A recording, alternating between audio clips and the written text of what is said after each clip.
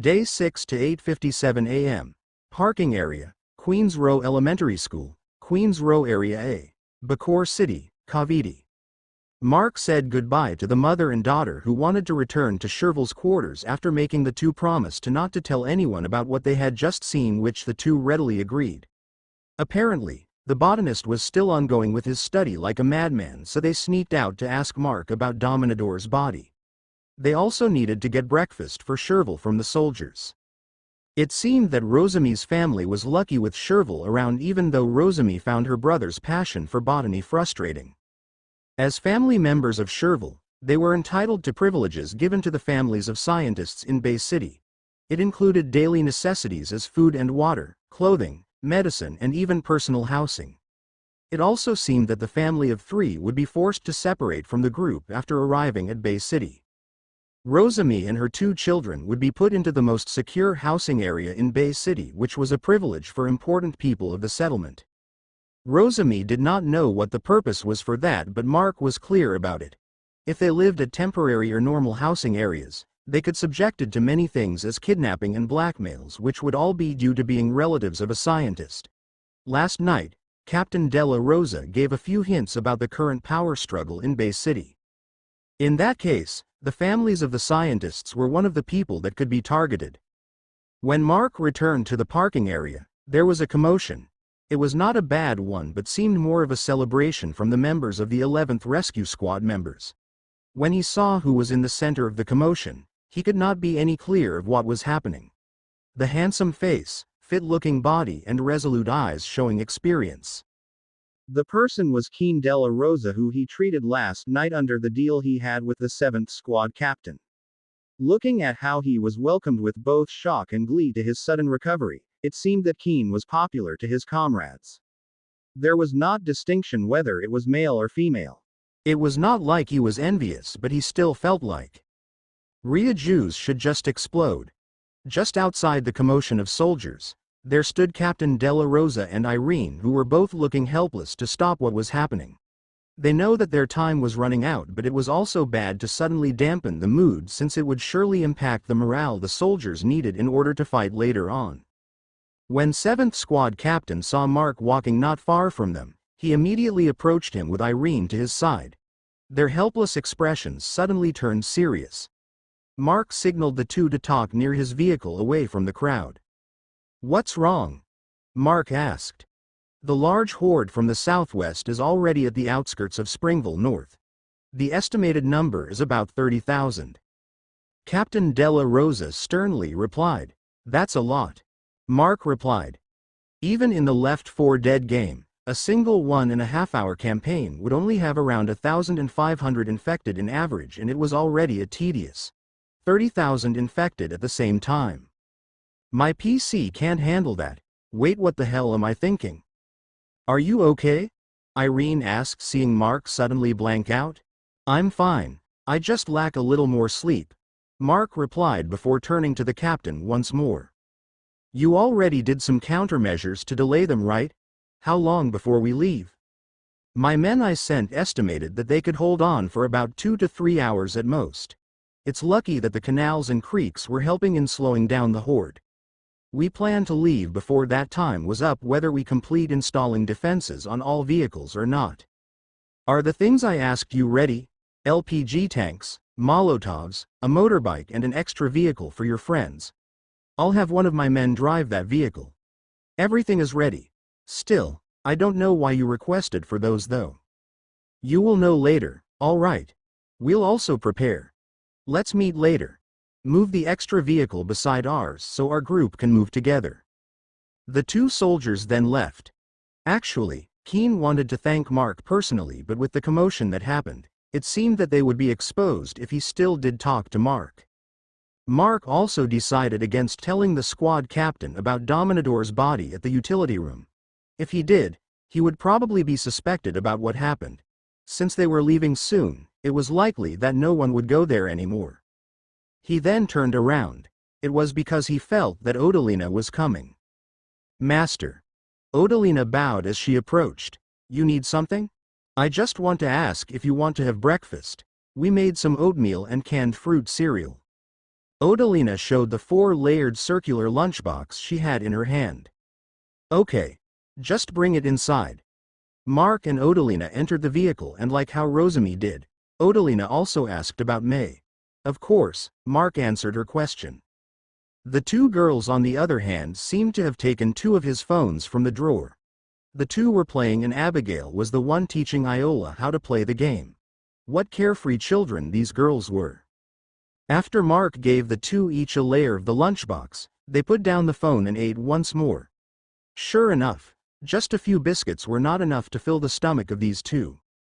Mark then told the situation and asked Odalina to tell the others to get ready as they will be leaving in less than 3 hours. With that order, Odalina immediately left. It was not long after Odalina left when May's eyes quivered. Mark noticed that and put the remaining lunchbox on the sofa. A few seconds later, May finally woke up. Gurgur. May looked at Mark, but she looked rather strange. Her eyes seemed unfocused. Mark knew that she was looking at him, yet it felt that she was not. Furthermore, she was blinking her eyes rapidly while squinting as if trying to adjust her eyesight. Mark helped her up and she tried to stand, but like a drunken person, she looked dizzy and almost fell down. Mayor, are you okay? He could not help but ask. I feel fine. My body also feels stronger, but... My eyes looked like it were zoomed in. I feel dizzy. Also, using my eyes, it looked like I'm moving slowly, but my body tells me that I'm moving normally. It feels really strange. Hearing that, Mark frowned. It seemed that May developed a rather strange ability. Sit straight and let me look at your eyes, Mark said, and May immediately complied. He then moved his face closer, meticulously examining the appearance of her eye. There was only one and obvious change, however. It seemed that her pupils were more dilated than usual, and it was stuck like that. Try closing your eyes and breathe deeply. Relax your body, especially your eyes. May immediately followed what Mark said, and after several breaths, she opened her eyes and the size of her pupils went back to normal. Her dizziness also disappeared at the same time. Gurgur, what happened to me? May asked, seemingly confused. It seemed that her eyesight turned back to normal as she looked at Mark. It looks like you developed some kind of eagle eye ability. It could also have enhanced your eye reflexes, since you said that it looked like you're moving slowly when you feel like you're moving normally. Is that so? May looked a little disappointed. What's wrong? I want an ability that can help me fight beside you. Mark shook his head and patted hers. If you ask me, that ability is perfectly suited for you. Why? May tilted her head. You don't look like the type to fight in the front lines. You're not bloodthirsty enough and rather have a mixture of melancholic and phlegmatic temperaments. You're more of an observer than a fighter. You observe a lot and meticulous about details. Also, among the others in our group, you improved the fastest in using range weapons, right? You even started to endure the sound of the guns. It's just you preferred to use the crossbow I made. Hearing the last sentence, May's cheeks could not help but redden. It seemed that she was caught. Back then, when her Gurgur was retrieving the crystals from his house, she managed to use the pistol under Odalina's guidance and managed to kill more infected with it compared to the other members of the group. It was just as her Gurgur said. She preferred to use the crossbow he made back in the mall while keeping the one he made for her like a treasure. With that ability, what do you think you can do if you learn to shoot sniper rifles? Mark suddenly asked. I can shoot enemies even without the scope? That's right, and that's not all. Since what you see on your eyes slows down, your accuracy even with fast-moving targets will be high. Maybe, you can't fight beside me, but you can guard my back with that. What Mark said made the May's eyes lit up. However, her eyes also dilated once more due to her excitement pulling her back to her dizzy state. Mark could not help but laugh seeing that. You better practice controlling that. It's not like super strength or super speed that can be controlled just by limiting movements. It's a more complicated ability. Yes. May was embarrassed as she calmed herself down, but she did not look disappointed anymore. You also need to train your body. It won't be good if your body can't move as fast as your eye reflex. All right, that's all. Here, Odal brought breakfast. Let's eat. Mark handed her one of the lunchbox layers and the two ate together. Meanwhile, the settlement started to get noisy once more. The evacuation was finally announced and the refugees were started to be ushered to the vehicles they needed to board. The soldiers, however, did not dare disclose the actual situation.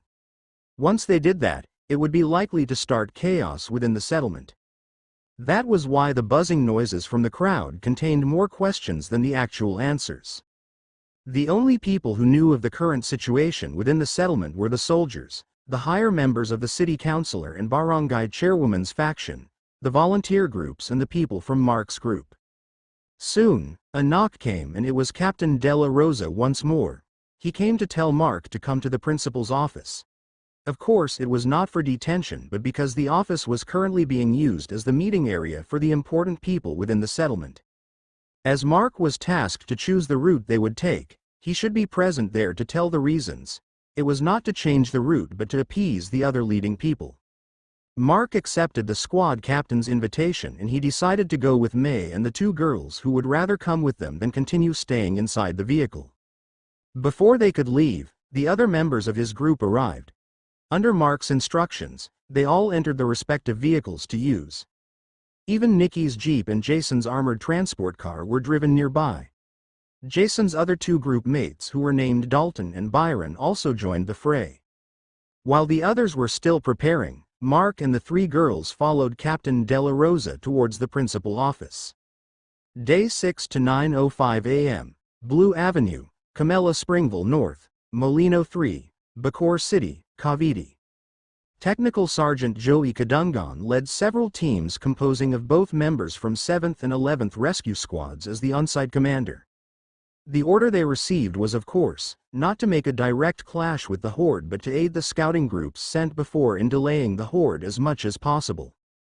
When the Queen's Row settlement received the news about the sightings of the Horde and the estimated number and time before they arrive at the settlement, the military immediately organized these small groups to be sent out. They arrived 2.5 hours ago and entered the modern-styled house at the very southwest corner of the subdivision, which was also the house being used as the front outpost of the scouting groups sent yesterday.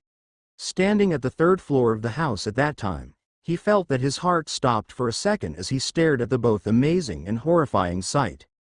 About 30,000 infected? The scouting groups were not overestimating things, rather, that seemed to even be the lowest estimation. Why? The number that was reported was the only part of the Horde that seemed to be headed their way. Further down the horizon, to the south and the west, there was countless number of infected going towards different directions. That number of 30,000 was only those that had the possibility of going through the access road and enter the subdivision. 4,800,000, that was the lowest estimation of all human population last year here in the province of Cavite and Bacoor City having 600,000 or 12% of it. With Bacoor being at the northeastern border of the province, it was not wrong to say that they could be facing an attack of infected from the cities and municipalities of Cavite to the south and to the west of Bacoor. Not to mention that there were also a few provinces beyond those directions. Among those numbers, the animals and insects were not even included. A horde of 30,000 infected was just a small fraction to the entirety of the real number. Even if there were survivors that managed to survive, just how many would they be? Remembering all those things, Joey could not help but feel that they were fighting a losing game here. It was lucky that there were creeks, canals and ditches surrounding the southwest area outside the subdivision, only leaving small roads and bridges limiting the advance of the infected. When Joey and his men arrived, all they could see was the horde of infected behaving like water in a waterfall. Majority of them were falling onto the canals and creeks without control, filling the canals and creeks with rabid beasts hunting for flesh. To the southern edge of the access road, a canal ran through the side along the whole length of the road. At the edge next to the canal, several cars with blinking lights inside the dashboards were parked at fixed intervals. Apparently, this was the idea of two younger cadets who had just graduated from the Philippine Military Academy last February. Both these men were new to the military and needed more training but had been dispatched to the lack of personnel. Unlike older soldiers, these two, due to their age, had more interaction with the new trends in pop culture, specifically video games and zombie genre media. The two suggested putting vehicles with car alarms with shock or vibration sensors on the edge of the canal. The plan was for the horde reach the vehicles. The alarms were likely to activate and attract the infected at the vicinity, luring most of them towards the vehicle. As the infected crowd the vehicle, it would be likely for a number of infected to fall into the canal. This plan was not too optimistic for others, but it was worth a try since they were lacking options. If the plan worked, not only it would delay the horde a little but would also reduce the number. The time the vehicles could delay the horde might be short and the number of infected to fall would be small, but no matter how short or small it was a large help. Half an hour after they arrived until now, their defensive against the infected was still ongoing. Rat-a-tat-a-tat-a. Joey heard another round of gunshots. From his position, he could see that several large cockroaches and spiders climbed up the ditch to the western side. The bodies of the cockroaches and spiders had broken parts, especially on their legs and backs, making their advance slow. Yet, these insects had really grown huge. The cockroaches had sizes that ranged from the size of a human head to the size of a human torso. The spiders also had similar sizes but looked a lot larger due to their long limbs. Whew, whew, whew, whew, whew, whew, whew, whew. Loud rhythmic sounds suddenly went off on the far side of the access road. Joey could hear the two young soldiers behind him, who were also observing their suggestion, make a high five with each other. He took out a pair of binoculars and looked at the direction the sound was coming from. There, a red sedan was releasing the sound of the alarm, attracting the infected around it. Lured by the sound, the infected crowded around the vehicle trying to find out where the sound was coming from. The infected pushed each other, with some tumbling in the middle of the road and some actually falling onto the canal. To think that it would actually work, then, the sound was suddenly cut off, causing Joey to immediately focus on the front part of the car. The windshield and the insides of the dashboard seemed to be melted and were still emitting smoke, causing the alarm to stop. On the hood of the vehicle, a lean-bodied, hunched man stood. The thing that called Joey's attention, however, was the bulging stomach of the man, and there was also a bulging sack on the man's neck. The man opened his mouth that seemed to be melted, causing a large clump of white liquid to spill out onto the hood of the car. The color of the vehicle's hood was immediately scraped by the liquid, leaving it smoking. The metal making up the hood seemed damaged, but it did not seem to be melted. Joey immediately picked up the radio. Since the vehicle alarms were working, they should eliminate that infected first. There was no doubt that it was an acid-spitting kind of mutated infected. Team Alpha. Get your snipers to aim at the red sedan southwest.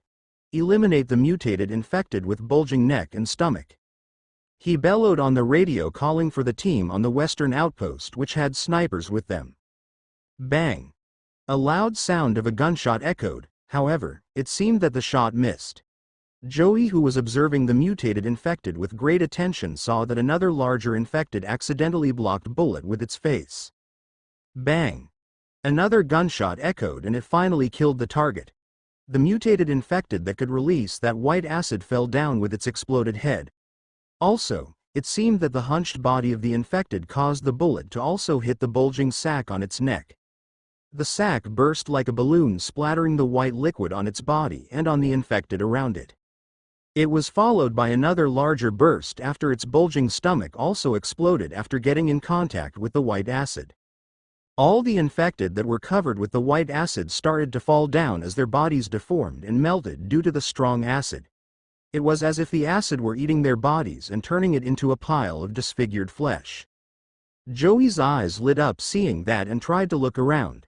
To his disappointment, he did not see any other infected with a similar appearance. Whew! Whew! Whew! Whew! Whew! Whew! Whew! Whew! Another car alarm sounded, breaking the sounds of continuous gunshots. The car alarm of the second vehicle also worked as intended. It lasted longer than the first one but still did not last too long. The vehicle was smaller than the first one, and due to the number of infected crowding the vehicle that it was slowly pushed to the edge of the road until it fell onto the canal. The car was damaged, falling front first, and the alarm stopped. Soon, another car alarm sounded and the alarm slowed the advance of the infected once more. Still, Joey was not happy about what was happening. Not because the car alarm method was not a good strategy, it was because for every alarm that sounded, it just meant that the horde was closer to them. Team Delta to command. Team Delta to command. The radio in front of Joey sounded with a soldier screaming along with sounds of gunshots at the background. Joey frowned. It didn't sound good. The Team Delta should be guarding at the eastern side of the subdivision away from the horde. They were there to monitor the area once the horde was directed to the east side of the subdivision. It was one of their plans to delay the horde once they breached the blockades at the southwestern side. At this moment, there should be few dangers that team could face there aside from the infected roaming the place. Did they encounter a strong mutated infected? Picking up the radio, he spoke as calm as possible. Command speaking. What is your status? Sir, we've lost 3 men, we need backup. Joey was shocked. For the soldier to not report the situation first, it was obvious that he was panicking. I repeat, report your status, Joey said. His voice and expression turned stern. Sir, thousands of infected appeared at the southeast roads. There were a lot of gigantic insects with them. Many of them could fly. There were no tall buildings here and our vision was blocked by the tall walls on the other side of the canal. The infected came from behind the walls, probably from the road leading to the south. Hearing that, Joey could not help but shiver. It seemed that there was also a portion of the large horde coming from the southeast. This was not good news and it was the worst news they could have right now. Command to Team Delta, take all your men and retreat to second point. I'll send Team Echo to your next position. Joey threw his instructions. Yes, sir. The voice of the soldier on the other side of the radio sounded relieved. Joey took out another radio. This one was connected to a different waveband that was directly connected to the radio on Captain Della Rosa's possession. The settlement should hear about this as soon as possible. Boom. A loud explosion sounded at the access road. It was the last blockade they set up in the middle of the access road using propane tanks and highly flammable materials. His men needed to ignite the cans of gasoline set up at that barricade to light up the flammable materials with fire and heat up the contents of the propane tanks and cause a boiling liquid expanding vapor explosion. Boom. Boom. Boom. After the first propane tank exploded, the second, third and fourth explosions sounded. The sudden rise of temperature and damage to the remaining propane tanks caused by the first explosion and the fire made the chain reaction happen. The explosion sounds did not stop until all the propane tanks set up in the barricade exploded and flew towards many directions in great speeds where most of the flying pieces of propane tanks decimated the infected blocking their way. Day 6 to 9:15 a.m. School Courtyard, Queens Row Elementary School, Queens Row Area A, Bacoor City, Cavite. Captain Della Rosa was leading Mark, May and the 2 little girls, Abigail and Iola, towards the principal's office near the main gates.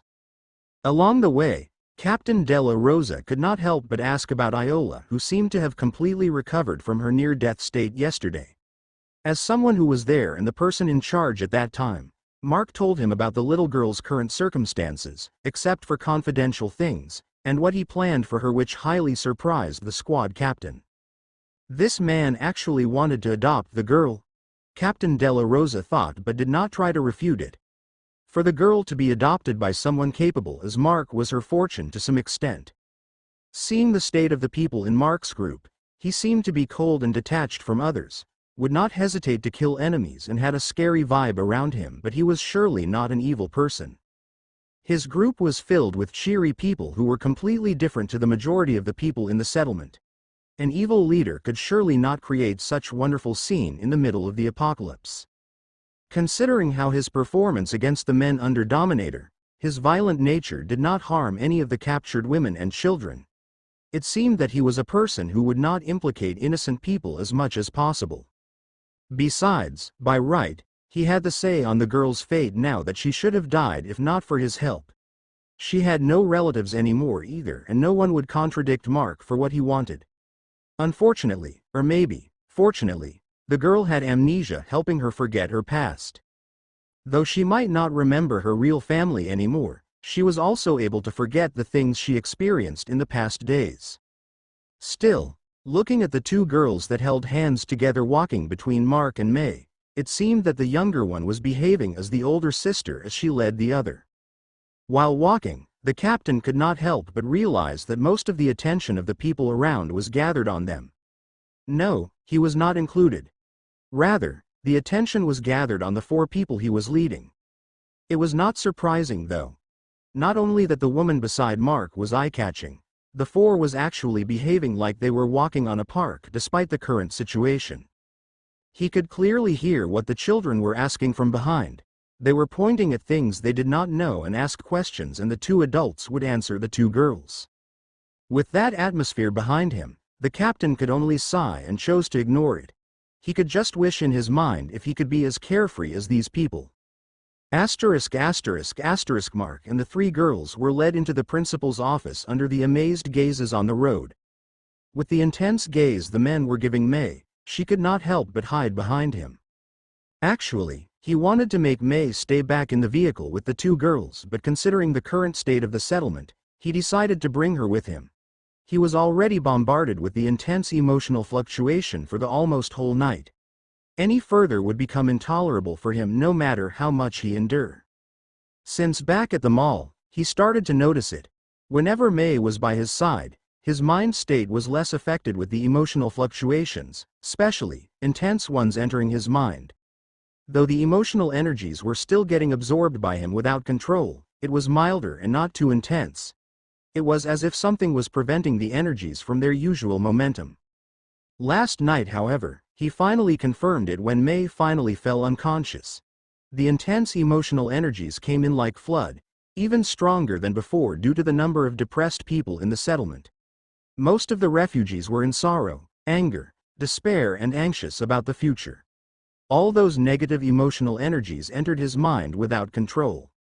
He was only able to limit it to some extent by putting his whole concentration into something else, and that was he let all his attention on working on his laptop for the rest of the night. When May's fever finally subsided and her unconscious state switched to a sleeping state, the surge of emotional energies was contained once more. Mark was then sure that May was not normal either, though it seemed that she was not an Esper. There was something odd going on with her body. May seemed to be able to dispel the unnecessary and excess unknown energies around her without her knowing. A further evidence of this was how he was able to sleep comfortably when he was in direct contact with her body. Her existence was becoming more and more indispensable to him over time in many ways.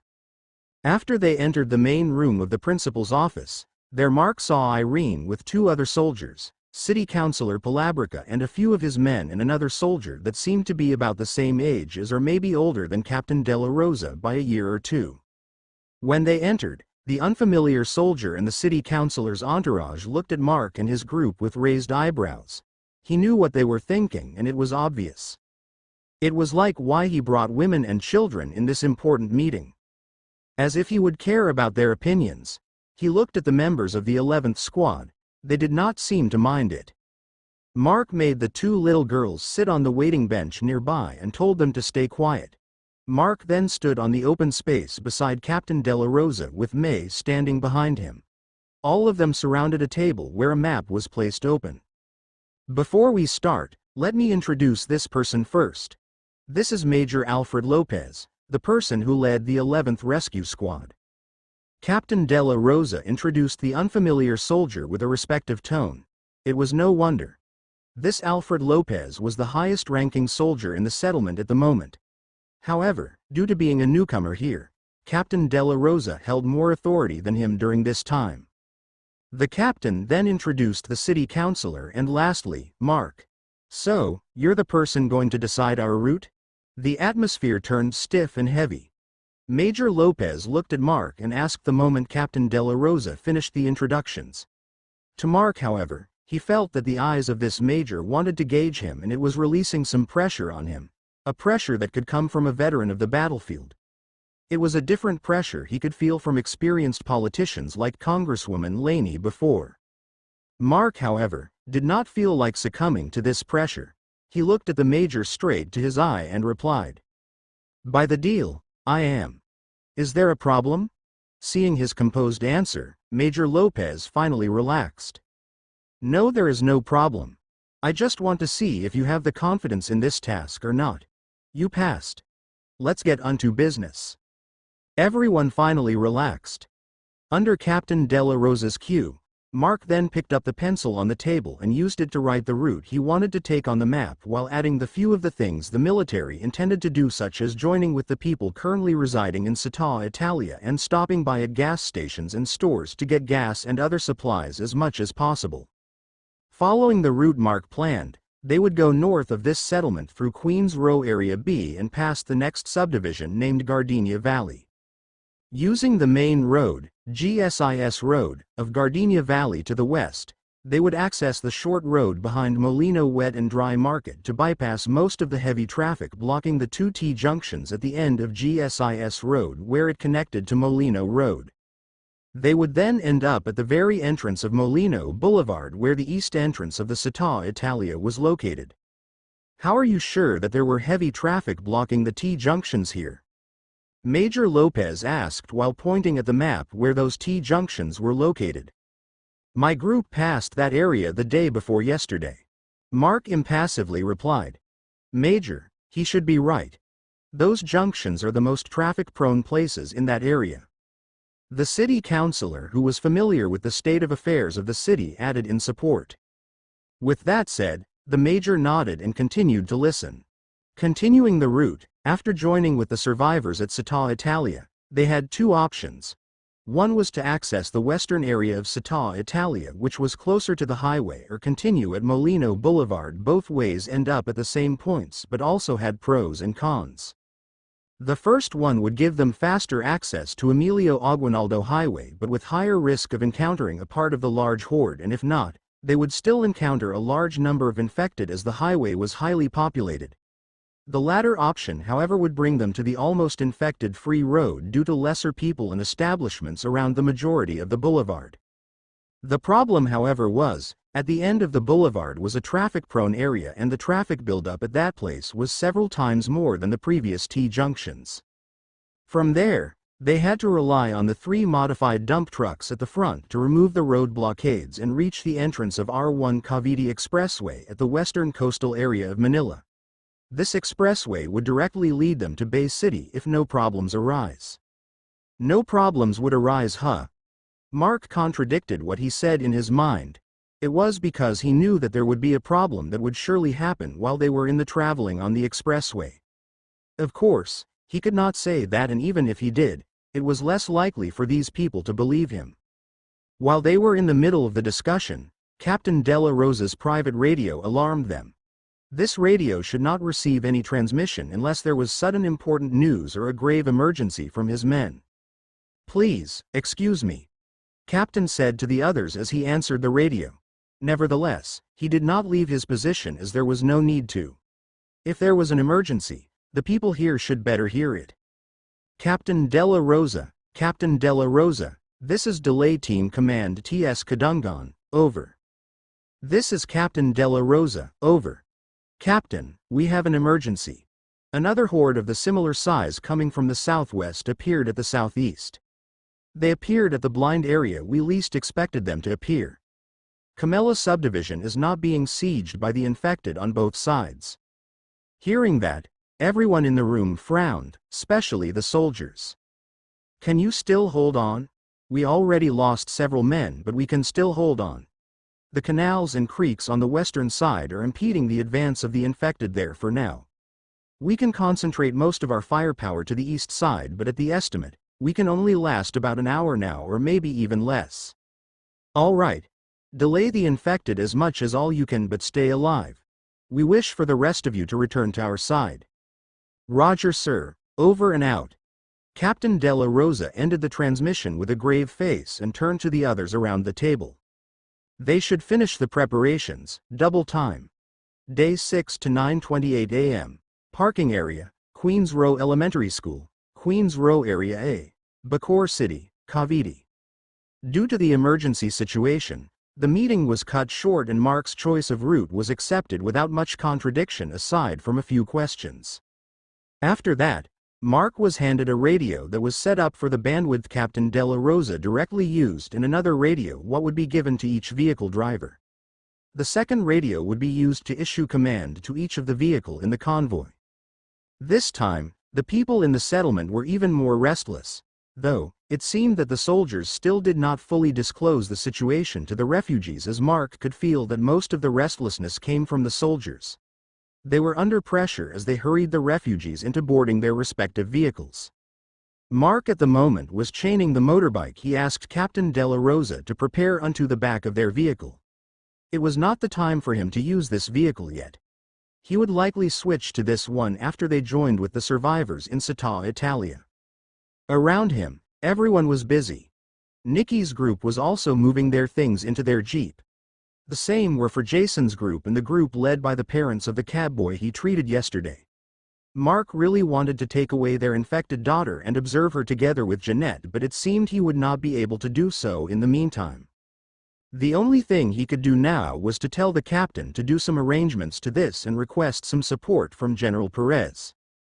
Emika's family on the other hand was already escorted into a military vehicle for their security and their vehicle would be escorted with 2 military Humvees to guard them all the way. As for the rest of his group, they were already inside the vehicle. Even Mara was inside sitting beside Jeanette. "Bro. There seemed to be something wrong with Fine." Carlo peeked out of the open side door to call unto Mark who was working at the back of the vehicle. After affirming the stability of the chains on the motorbike, Mark went to take a look at Fine. There really seemed to be something wrong. Fine was timid and easy to scare, but that was when there was something scary. Now however, the weak-hearted beetle was hiding inside one of the few vacant spaces under the sofa while weakly shivering. Mark could also feel that it was scared of something. At that moment, Mark noticed that May, who sat at the front passenger seat beside Odalina, opened the window and was staring upwards. He followed where she was looking at and found that she seemed to be looking at something at the sky beyond the gaps of the 2 buildings to the southeast. Her pupils were dilating unstably as if she was trying to control her new ability. There was also something wrong with the way she was behaving. "Mayor, what's wrong?" Mark asked from outside the window. "Gerger, I see a lot of spots in the sky that direction." The spots were still far away and were blocked by the buildings, so I can't see clearly, but they look like insects. It looks like they are flying our direction. May replied, making Mark frown. "Mayor, close the window and don't go out. Everyone, stay inside the vehicle." Mark told everyone before looking at the gap between the buildings once more. He could not see anything but with what May said, and when he remembered the cockroaches back then near his house, there was a high possibility. Those were likely to be oversized infected insects. He then approached Roland and Nikki preparing the jeep. "All of you, abandon the jeep quick. Get inside ours." "What's wrong?" Roland asked. "Infected flying insects are coming." "What?" Everyone in Nikki's group was shocked. Not wanting to waste time on unessential blabber, he started to push Roland and Nikki towards their vehicle, making Maverick and Delia follow. As there was not enough space in the vehicle anymore, Carlo and Maverick were forced to sit on the floor. "All of you too, get inside your car. Quick. Close the windows and hide." Mark bellowed at Harvey and Monique, who was watching his actions since their van was just a few meters away. It seemed that the commotion he created took the attention of the people around. "What's happening?" A soldier approached. He was Oscar, the soldier tasked to drive the multicab containing the LPG tanks. Behind him were Irene and Keen, who seemed to be helping with handing the radios to the drivers. However, Mark just shoved them into the multicab without explaining too much aside from making them close the windows. It was then some people started to notice small shadows on the eastern sky. First, it was confusion as they could not make a clear picture of what those shadows were, but as the shadows grew larger, their confusion were replaced with fear and panic. Mark could now make out what those insects were. On the sky was a swarm of flies. Human head-sized flies. Furthermore, there were some odd-looking and larger-sized flies among the swarm. Without hesitation, Mark entered their vehicle and closed the door. He could hear the radio issued by the military being noisy, issuing emergency orders, but he could care less about it. A few seconds later, the swarm started to descend. The people Mark forced into the vehicles now knew why he did so. Under their eyes, they saw the people remaining outside get attacked by the large number of flies. The soldiers tried to fight back, shooting the flies, but even if they could hit and kill some of the large flies, more and more would just flock towards them. It did not take long for casualties to occur. In front of their vehicle, a fly landed on the back of a defenseless worker that was working on one of the vehicles earlier. The legs of the fly drilled on the unfortunate worker's back before the fly's pointed tongue shot towards and pierced through the worker's neck. The tip of the fly's tongue that drilled into the worker's nape could be seen on where his Adam's apple should have been. The worker looked shocked as the pain permeated his mind before he fell on the pavement, profusely bleeding from the hole on his neck and back.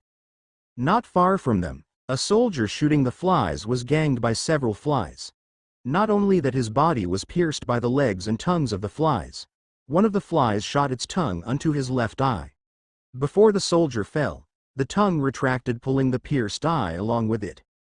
The scene was worse at the side of the refugees. About half of the refugees had not boarded the vehicles yet. Due to the sudden emergence of the swarm of the infected flies, the queue of refugees fell into disarray. They started running and pushing each other. The weaker, older and younger ones were pushed around, with some of them ending up trampled under the feet of other people. Some of the refugees made it into their vehicles, while some managed to squeeze into vehicles that should have been full already. Unfortunately, there were those who became muddle-headed due to panic and ended up running back into the rooms and buildings they should have abandoned already. Furthermore, there were also those who forced open some of the vehicles, with weaker refugees wanting to enter the vehicle but just ended up letting the flies enter the vehicle before they could. It was a disaster. In the short moment, a lot of people, with the majority being the refugees, died due to the flies. Screams of despair and pain echoed across the settlement, along with the deafening sounds of gunshots and buzzing of the wings of the flies. It did not take long, and outside the vehicles were filled not only with swarming flies but also infected. Those people who died due to the tongue of flies piercing their body immediately turned into infected. Those who Mark pushed into the vehicles were all frightened. Even the soldiers Keen, Irene and Oscar were not an exception, as they tried to shrink their bodies, hiding from the flies. Keen. Irene. Where are you? Captain Della Rosa's worried voice echoed from the radio. He did not even try to abide the military protocol on radio communications anymore. The sounds of gunshots could also be heard in the background. Father, I'm fine. Irene is with me. Luckily, we've been violently pushed to safety inside a multi-cab. Keen replied. The sigh of relief could be heard from the other side. The multi-cab with the LPG tanks? Is Private Oscar there? Yes, he's here. Good. Next was Mark. Mark? Are you there? I am. All right, prepare for departure. Several more radio confirmations followed, but not everyone mentioned was able to answer back. Then, the radios that were issued to the drivers sounded all over the convoy. To everyone who is still alive, we'll be departing from this settlement. Carefully follow the vehicles in front of yours. Godspeed. Then, the roaring engines of the vehicles sounded one after another. Brrrr. Bam. The main gates were smashed open by the leading dump truck. The V-shaped ram of the dump truck parted the infected that started to congregate outside the gates, allowing the vehicles behind to go out safely. As they exited the settlement, the vehicles would ram onto the flies and infected, but the modifications on the vehicles kept the vehicles from falling apart. While the vehicles of the remaining survivors and soldiers moved, about less than half of the vehicles remained in place. Majority of the vehicles that remained in place were vehicles that were supposed to transport refugees. Under the wheels of the leaving vehicles, many bodies were crushed into pieces. Those were bodies of those who supposed to be leaving the settlement with everyone else. The people inside the moving vehicles could also see several refugees that ran back into the classrooms, who seemed to be pleading not to get left behind. Unfortunately, there was nothing the soldiers could do anymore. They suffered a huge blow themselves. This swarm of flies was not something that everyone here could handle. Those who were left could only fend by themselves. Some of them could not accept being left behind, making them run out trying to catch up to the vehicles only to get swarmed by the flies and infected. When they left, the sounds of the vehicles attracted some of the flies, but as several screams echoed inside the settlement, the flies started to lose interest on the vehicles that they could not see the people inside and continued ravaging both the living and dead bodies of people that remained inside the settlement. Many soldiers felt downhearted due to what happened. They know that it was not their fault, but they still felt the guilt trying to overwhelm them. Dead bodies were one thing, but they had to abandon people that they were supposed to protect. Driving on the intended route, the remaining soldiers that were dispatched to scout and delay the horde managed to catch up. Their numbers also dwindled significantly, but they felt more remorse seeing what remained of the supposed to be large convoy heading to Bay City. Whether they want to accept it or now, they suffered a grieving defeat this time. They lost miserably. They could not help but think, if it was like this, would there be any chance for them to survive in the future? Still, that thought was for tomorrow. What they needed to think about now was to not let the horde catch up to them. Day 6 to 10:11 a.m. GSIS Road, Gardenia Valley Subdivision, Molino 3, Bacoor City, Cavite. An asymmetrical convoy composing of different vehicles went traveling on this downward road. The arrangement of the vehicles was too unorganized that anyone a compulsive disorder would berate. Unfortunately, none of the people in the convoy wanted this either. When the acquisition of needed vehicles and supplies were finished, the leading military officers planned an arrangement that was symmetrical as possible to evenly distribute the firepower of the soldiers around the convoy. Another thing was to let the roving military vehicles have an easier way to respond to where their support was needed. Unfortunately, the swarm of flies that came at a very crucial time destroyed everything. Many were killed and they lost a lot. Even the efforts and the sacrifice of the soldiers participated in the scouting and delayed troops had gone in vain. They even had to abandon people behind and escape with their tails between their legs. Despite how lucky they were that the swarm of infected flies did not follow the escaped convoy and concentrated on the people left behind in the settlement, none of the people wanted to stop the vehicles until they reached the next destination. Mark could hear the conversations in the radio and could not help but shake his head. The morale of the soldiers was too low. If it continued like this, they were even likely to die easily, not to mention being able to protect the whole convoy. Losing a lot of their comrades in a swift and grotesque way gave them a blow that was hard to recover from. The only thing that was keeping everyone up was the hope that they would still reach the Bay City despite the setback they suffered. After the convoy turned right behind the wet and dry market, a constant metallic banging sound and the loud splash of water could be heard at the front. Looking at the creek filled with greenish water that ran at the right side of the road, they could see the broken fence and barriers along with vehicles and bodies that had just been thrown on the water. Apparently, the dump trucks at the front were pushing the vehicles and infected blocking the road onto the water. Constant gunshots could still be heard as there were infected everywhere. When the refugees looked at the creek, they could even see infected that were exposed too long to the dirty water that their skin started to show different disgusting appearances. There was even an infected with similar appearance to a dozer, but its bloated body looked sagged and was spewing murky water on its mouth instead of methane gas. These infected on the water tried to approach the vehicles, but the creek was deep enough to deter them from doing so. Leaving the small road behind the market, they finally reached the intersection of Molino Road and Molino Boulevard. It was the same road Mark and his group took before when they looked for Carlo. The fast food restaurant Carlo's family owned was on the north of the intersection, just 2 blocks away. With Mark said before that the intersection was blocked with a lot of vehicles, the 2 squad captains expected a large number of infected too. As they had seen a lot of congregation of infected due to the blocked roads, it was something for them to expect, and considering that it was an intersection of 2 main roads, the number of infected should also be alarming. 1,000 infected would still be within the expected range, and as such, they readied all their highest caliber weapons. Nevertheless, the soldiers that were prepared to battle 1,000 infected and break through the blockades of vehicles were bewildered. What they only saw wandering around the blockade of vehicles were estimated at most 100.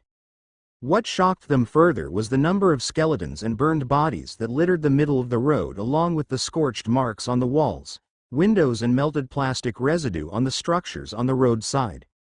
Even the vehicles at the northern part of the blockade had scorched marks on their bodies. Just what happened here?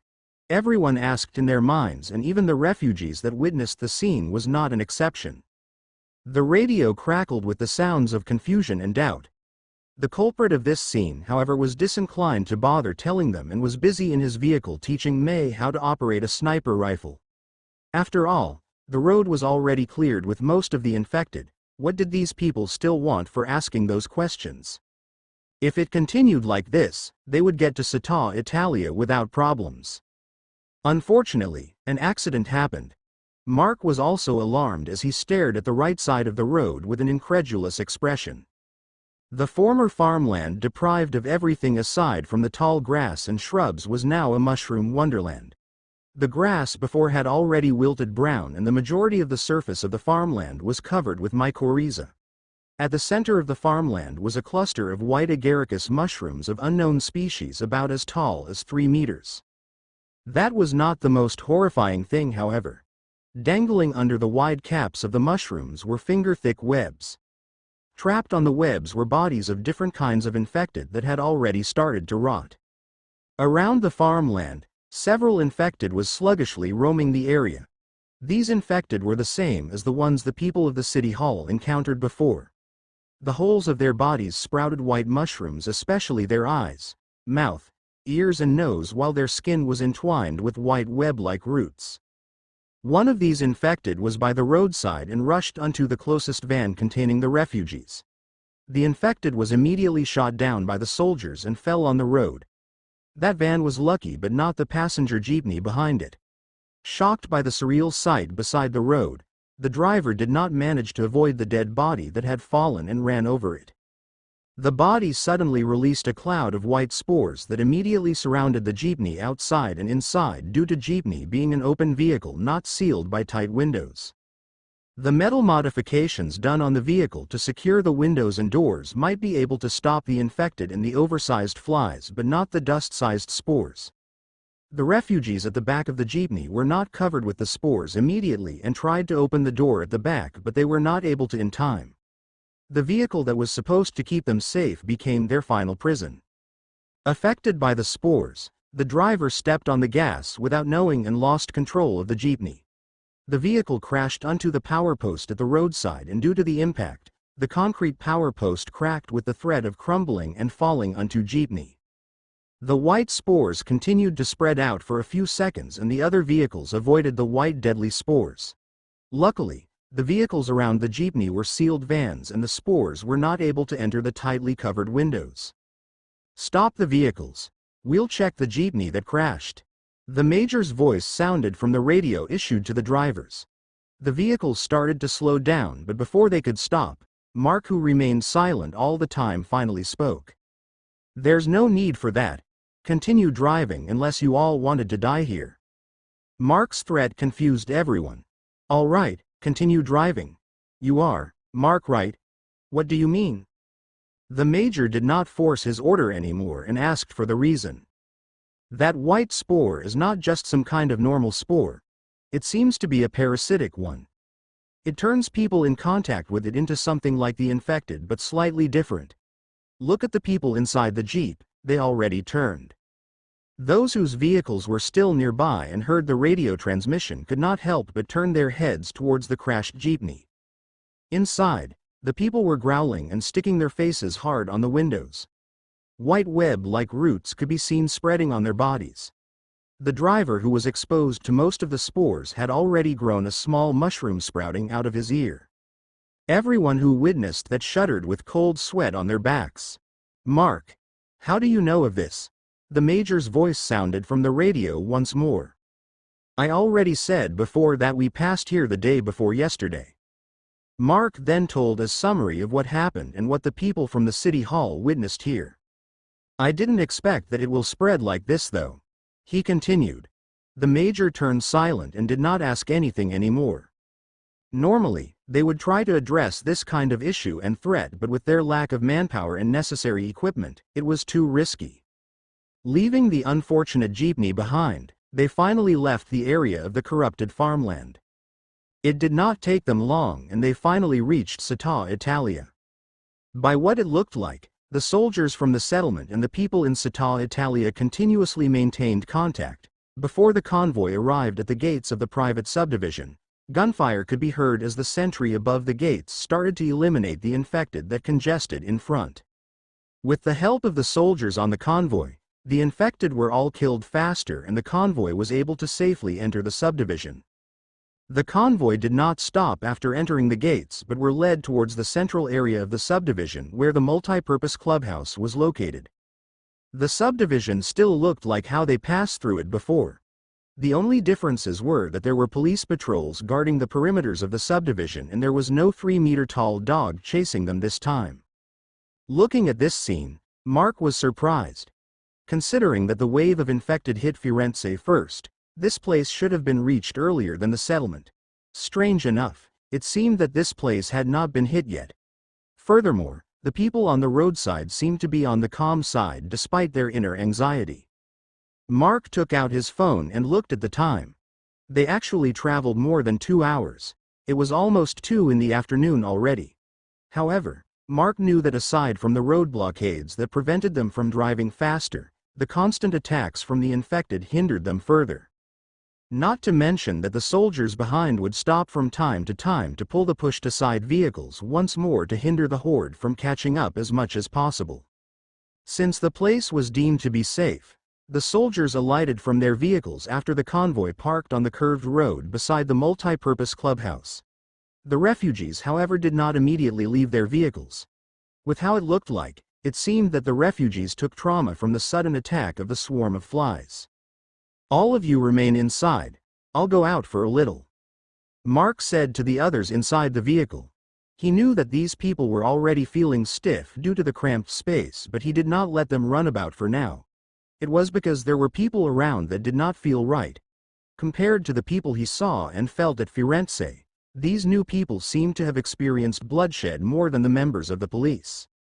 Using the radio he handed to the Jason who was in the armored carrier behind them, Mark also told them to stay put for now.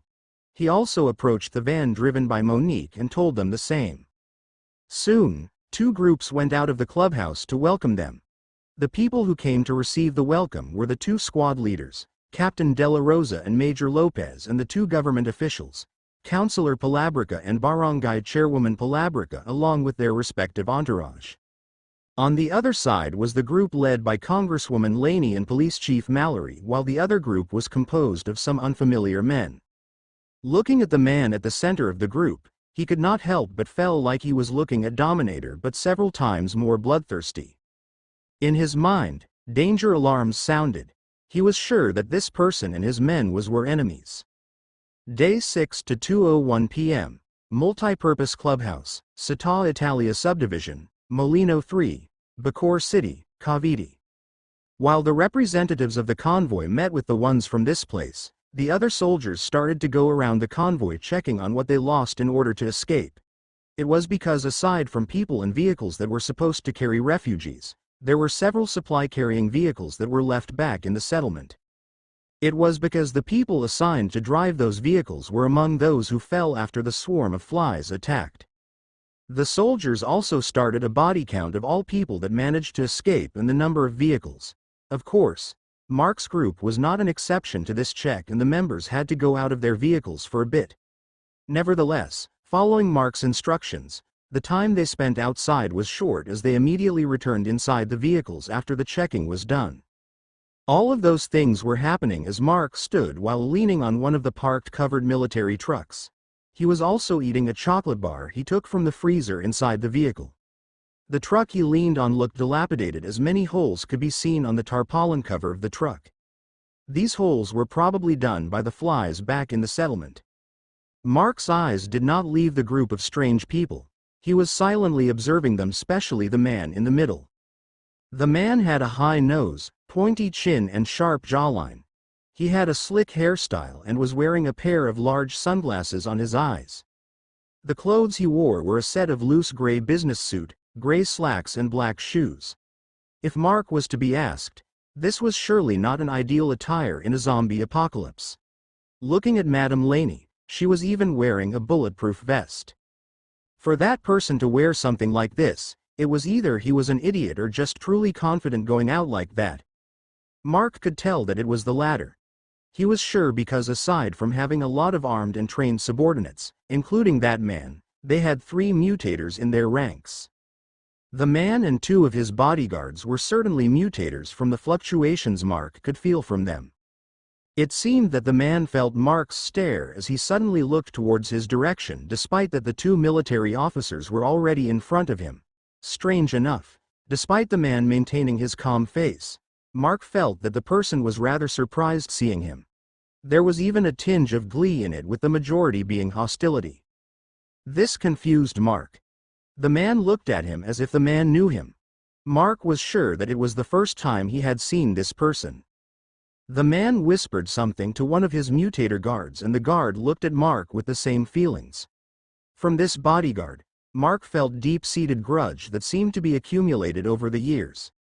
The bodyguard was exuding too much bloodlust that even the other people around him could not help but frown. The bodyguard only calmed down after getting reprimanded by their leader. Mark frowned and he was thoroughly confused now.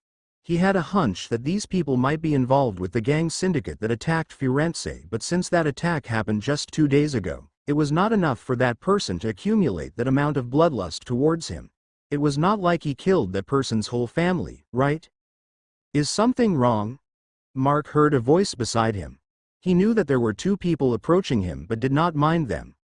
Looking to his right, he saw Irene and Keen, who seemed to be puzzled from his current expression. It's nothing, Mark replied. The 2 was about to speak once more but Mark continued before they could do so. If you 2 are here to thank me, then there's no need. Just keep the other end of the deal and it's fine. He did not want to accept the gratitude of these 2. He only helped them because they had a deal and he needed their influence inside Bay City. If not, these 2 could only die along with the other soldiers back in the settlement. What Mark said made the 2 extremely troubled. They wanted to convey their gratitude for saving them but they were shut down before they could even say a single word. Now, what could they still say? Seeing the bitter expression of the 2, Mark had an idea. If you 2 still want to thank me then I'll just make you 2 do something. What Mark wanted was simple. He needed the 2 to ask about those unfamiliar people. It would not be too suspicious if these 2 who were both soldiers and had a close connection with Captain Della Rosa were the ones to do the gathering of information. Hearing that, the 2 readily agreed. If it was a normal thing, the 2 would not agree easily but the 2 also felt that these men were dangerous people. Before the 2 joined Captain Della Rosa, Keen still introduced himself and thanked Mark for helping him recover. Still, Mark shooed him away as the reason he helped Keen was because of the deal he had with the squad captain. The meeting and agreement between the groups did not take too long. Several vehicles drove out of the inner street behind the clubhouse joining the ranks of the convoy. Among these vehicles, Mark could feel the familiar fluctuations of the people that came from Firenze.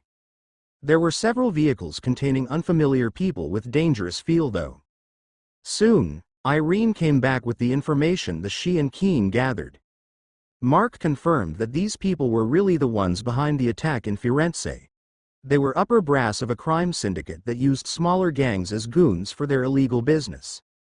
The man in the lead was the boss and the 2 bodyguards beside him were actually his right and left-hand men.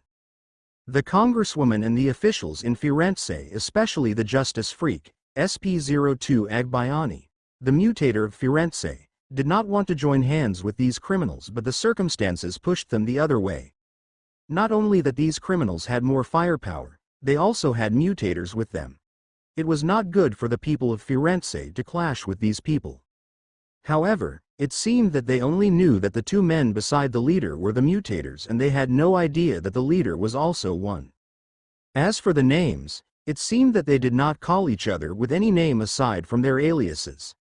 The leader called himself Chameleon while the 2 men beside him were called Jumper, a man with lean body, and Black Devil, the burly man who was also the one who stared at Mark with hostility.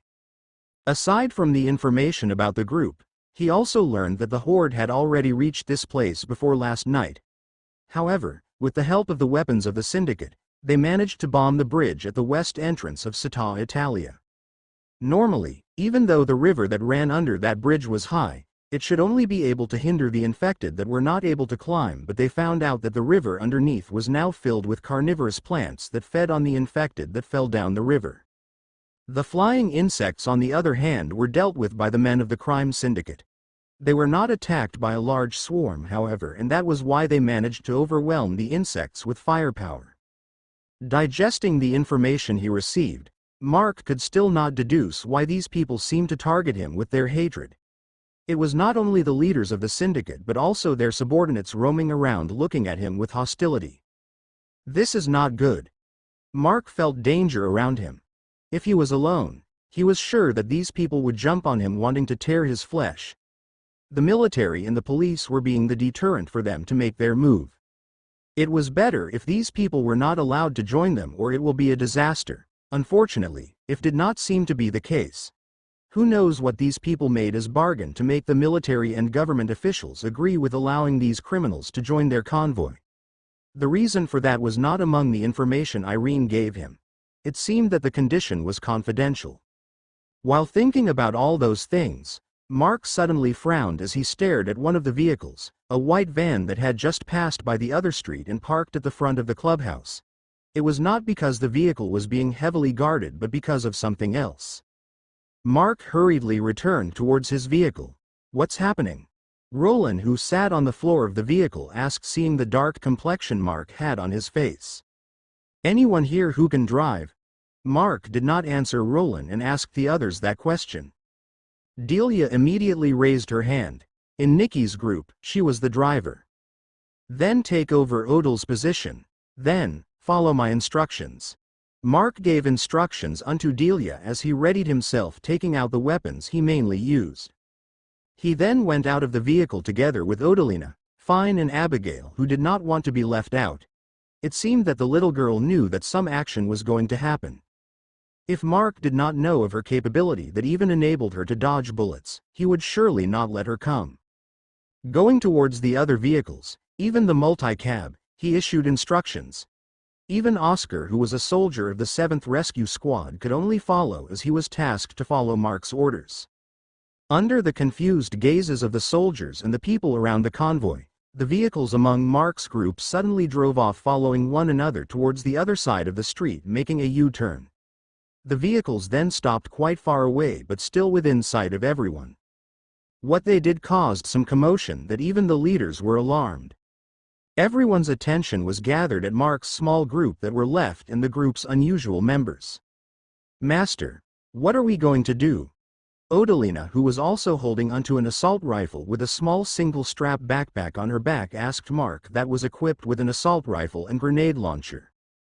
"Saving someone's sibling," Mark replied while a click sounded from his rifle as he removed the safety. "Sibling? Whose? If I'm correct, she's Carlo's." "She? Carlo's, right. Carlo had a sister, didn't he? Didn't his family flee? Wait, Master, is it what I'm thinking?" Odilina's confusion was suddenly replaced with a grim expression. "I think we have the same idea. His family didn't make it. The possibility of them getting caught by this people isn't low either.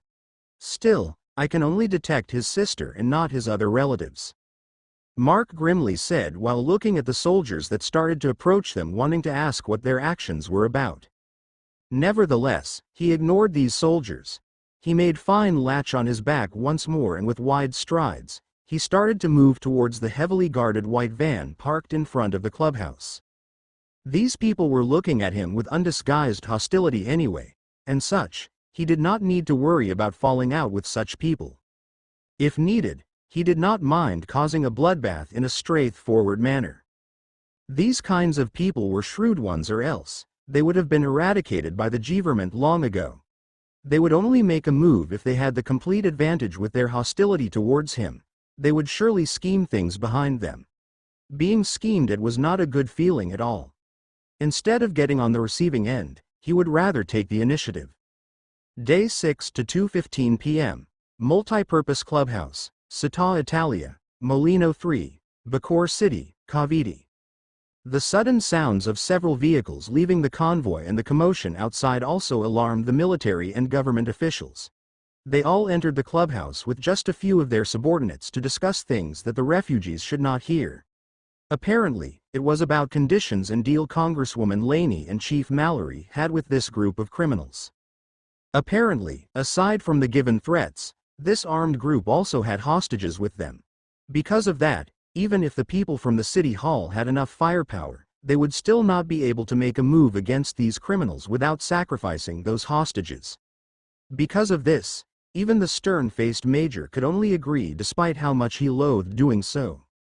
They already lost too much people back at the settlement and they could afford to lose more if they could retrieve them peacefully. Besides, would a gunfight suddenly start, they would just end up incurring casualties. The people of the syndicate were all positioned around the area and at the vantage points while their men were all located in the same area. In layman's term, they were surrounded. In the least, these criminals would not clash with them since they also had their goals to achieve. If a fight between the groups happened, it would be detrimental to both sides. Remembering how they voiced that this was cooperation, the major shook his head. Rather than willing to cooperate, they were compelled to do so. After the alarming sounds outside, Irene hurriedly entered the clubhouse and whispered something on Captain Della Rosa's ear which made the latter frown. Another person entered and he was one of Chameleon's men and same as Irene, he whispered something on his superior's ear. Chameleon seemed surprised at the news he received but it was soon followed with glee. He then spoke to the other leaders. It seemed that someone wanted to challenge our capability. Since it was the case, why don't I invite you all to a show? Major Lopez frowned. He really found the way this shrewd person speak irritating. It was as if this person viewed everyone aside from himself lower in status. It was then Captain Della Rosa passed him the news about what was happening outside. Rather than being surprised, the major looked rather exited. Since the time he arrived at the settlement yesterday night, he had only seen Mark once but it was not the first time he heard of his name. Same as Captain Della Rosa, he also received the same information about Mark from the general. He also heard several tales from the mouth of Captain Della Rosa about him. Still, he could not fathom how such small group was able to safely traverse the apocalyptic world when they who were part of the military were struggling hard. Due to this, he really wanted to see the capabilities of Mark and his group. Yet he was surprised. From what Captain Della Rosa said, there were only 3 people in Mark's group to confront this group of armed men. Furthermore, aside from Mark, the 2 other members were actually a 5-year-old girl and a woman. Chameleon did not wait for their answer and walked out of the clubhouse making them follow immediately afterward. What they saw outside was Mark and his 2 members being surrounded by more than a dozen men in a circle. All of them pointed their guns at Mark. On the other hand, Mark was looking at the van behind some of the men. The van outside was just to showcase some of the hostages. It seemed that for some reason, Mark wanted to approach the van and it ended up in this situation. Seeing the situation, Madame Laney and Chief Mallory were also surprised. The people surrounded by these men after all could not be any more familiar to them. The major on the other hand seemed to notice something unfathomable. Despite the fact that they were surrounded by men with guns, none of the people, even the child, looked frightened. It was as if nothing was happening to them. Standing in the middle of the armed men, Mark could feel nothing but calmness. For some reason, he was not feeling afraid of the weapons being pointed at him. After all, it was part of his scheme. The more people to surround them, it would be easier for him to take them down. Actually, it was not surprising that they would be surrounded. Considering how they heavily guarded the van, the people should be very important. For example, bargaining chips to get the military's approval to cooperate with them. If it was just for that, he would not make this move but Carlo's sister was surely inside that van and these people was hostile towards him since the start. Once he made a move like approaching that van, they would surely try to take that as a chance to eliminate him. Their current actions did not disappoint him. He just wished that more people surround his group. Still, These people had no notion to immediately shoot. It seemed that they were still waiting for their leader. Speak of the devil. Chameleon, Black Devil, Jumper and 2 more of the guards walked out of the clubhouse followed by the military and government officials. That smug-looking face of Chameleon, Mark wanted to punch it. Mark, you're quite hasty, aren't you? I planned to take care of you a little bit later, but you actually came to court death too early. Aren't you afraid of death? Chameleon spoke with his eyes looking like he was watching a dead person. On the other hand, Mark sighed.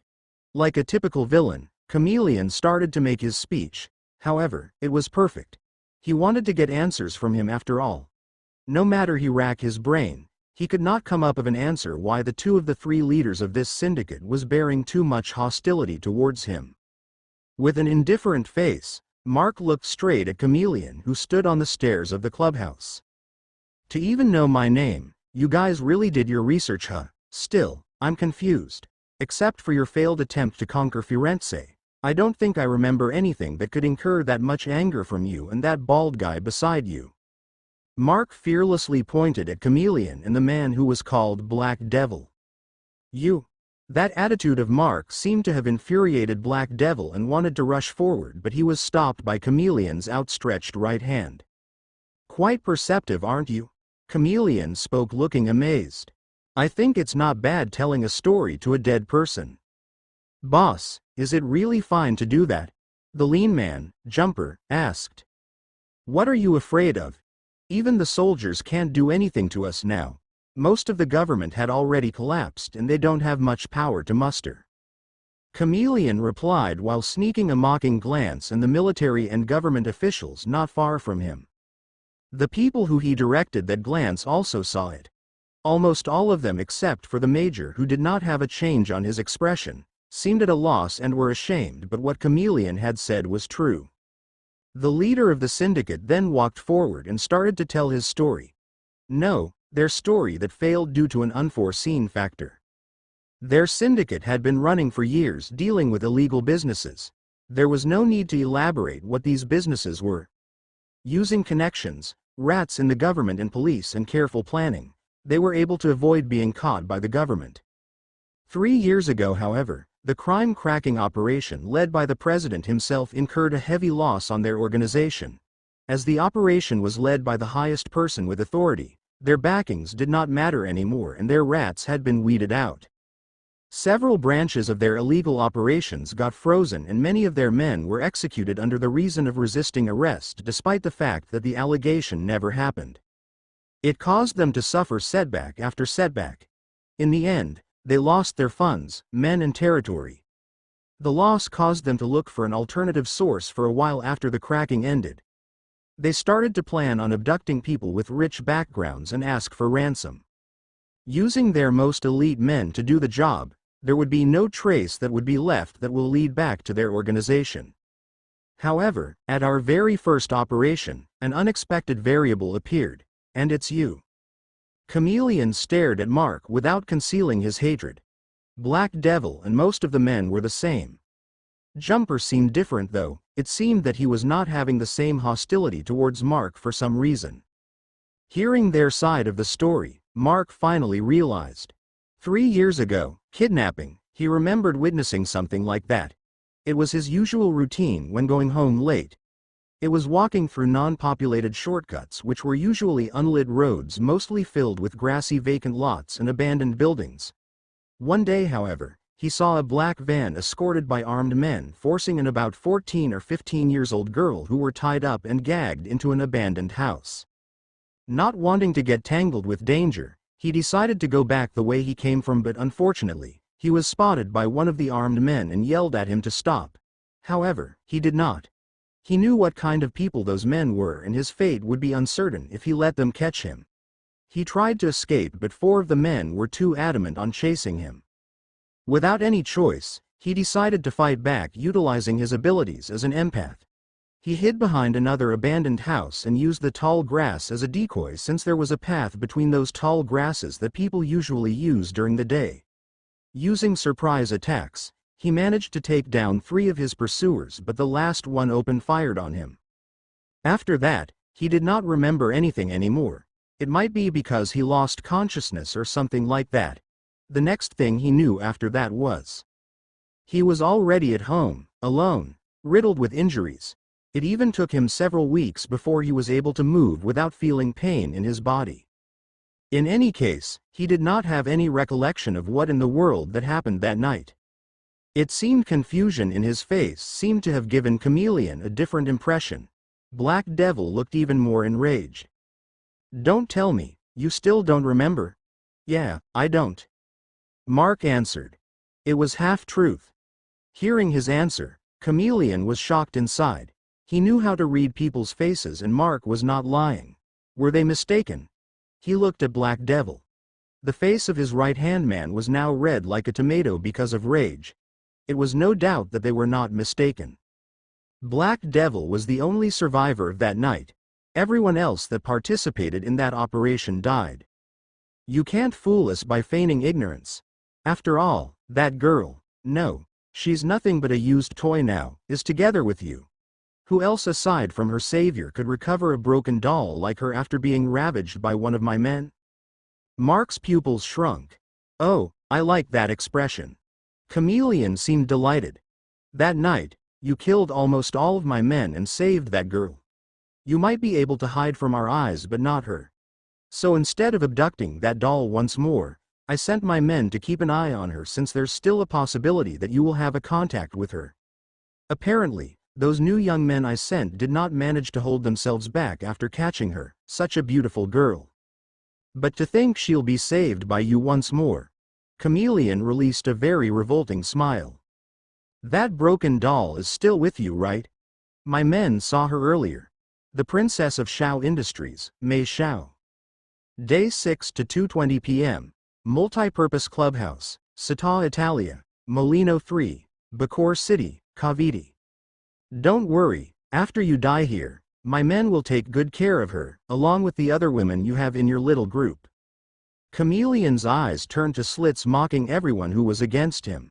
Hearing all those things, Captain Della Rosa wanted to order his subordinates to step up but he was held back.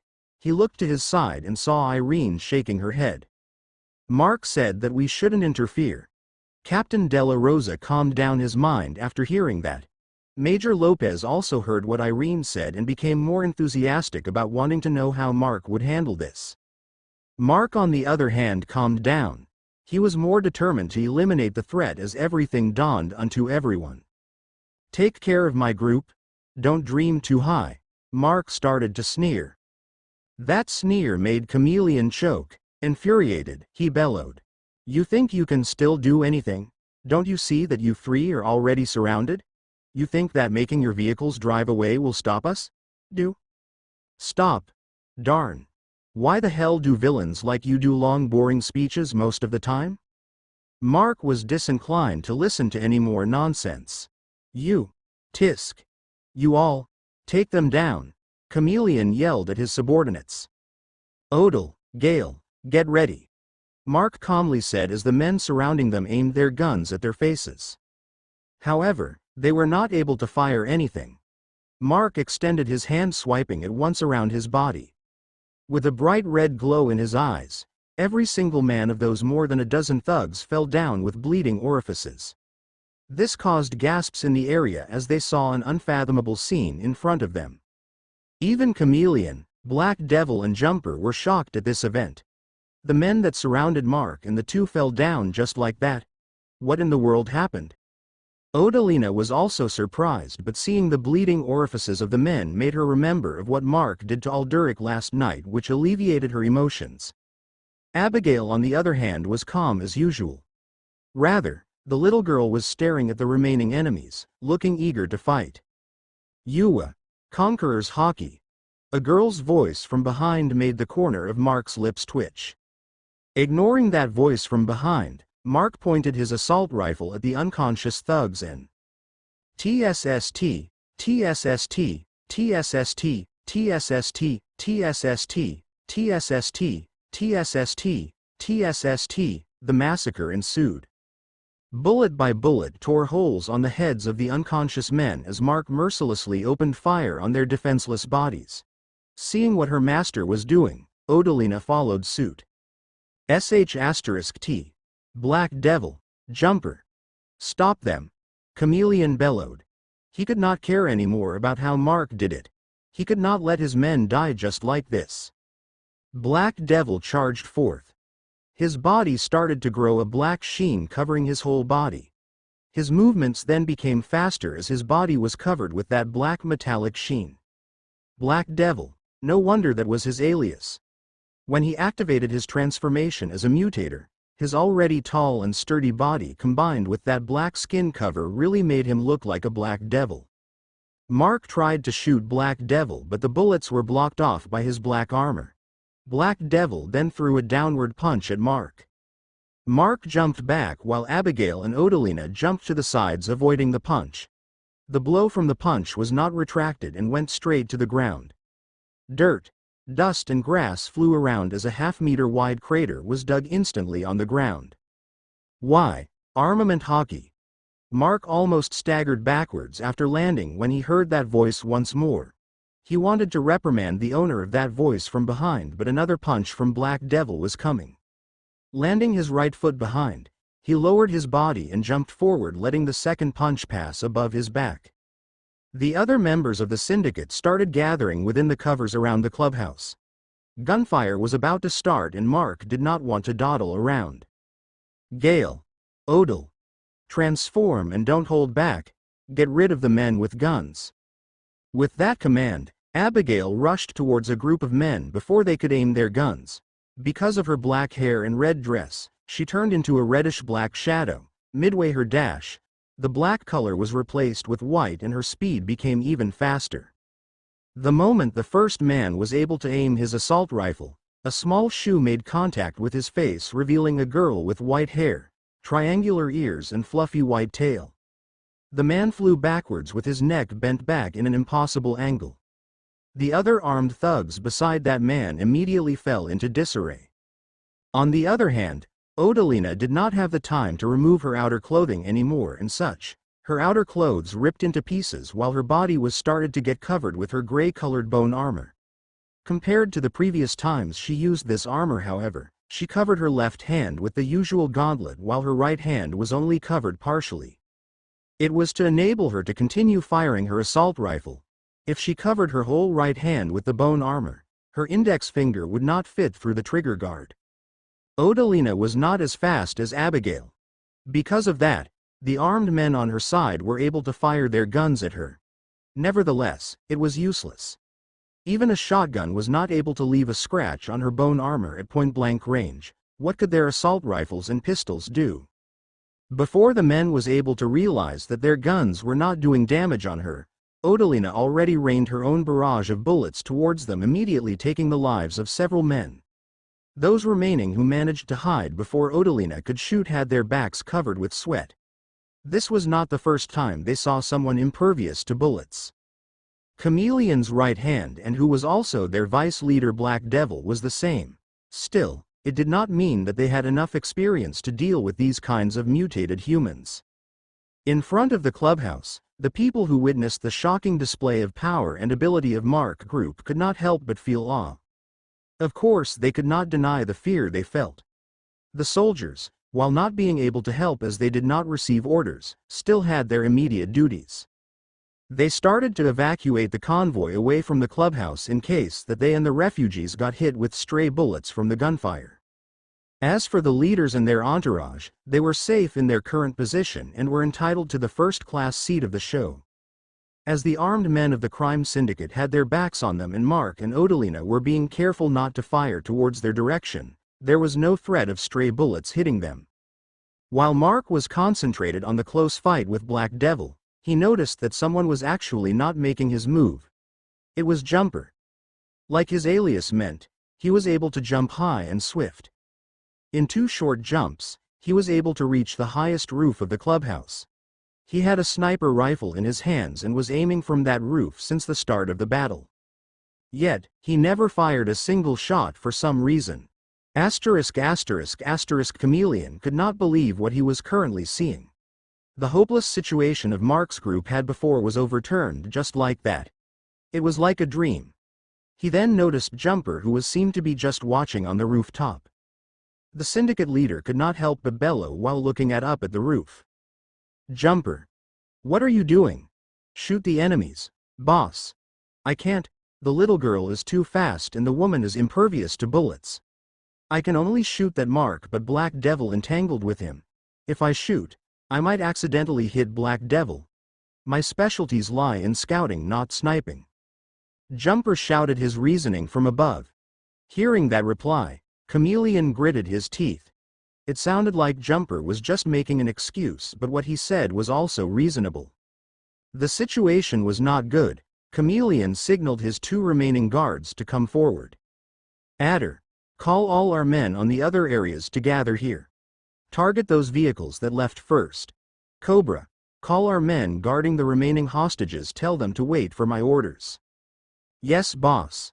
The 2 guards, Adder and Cobra, answered in unison. "I also have to make my move," Chameleon muttered. Asterisk asterisk asterisk in the center of the battlefield, Black Devil looked very furious. His punches and kicks that could even topple small vehicles were not hitting his opponent. Mark was too slippery with his movements. Even though Mark was not attacking and just dodging every single attack he made, Mark did not fall into a disadvantage at all. He was getting more and more furious. He remembered that night when all of his brothers in arms were killed by this man. Black Devil was on the lookout at that time quite a distance away in another building, and he was actually the one who spotted Mark. He sent the others to silence the witness, but it turned out that the witness that wanted to slip away was actually a bloodthirsty killer. Looking at his current opponent, the killer of that night overlapped their appearance. His rage reached its peak as he threw another punch at Mark. It was then he heard a voice by his ear. "Continue attacking, I'll flank him." There was no one that could be seen beside him, but he knew who it was. Black Devil nodded and threw more ferocious attacks at Mark, who was dodging. Asterisk asterisk asterisk Mark continued to dodge even though Black Devil's attacks grew ferocious within the previous seconds. It was not because he had no way of attacking, but he was waiting for something. Finally, what he waited for arrived. A whistling sound slashed through the air behind him despite the fact that no one could be seen in that place.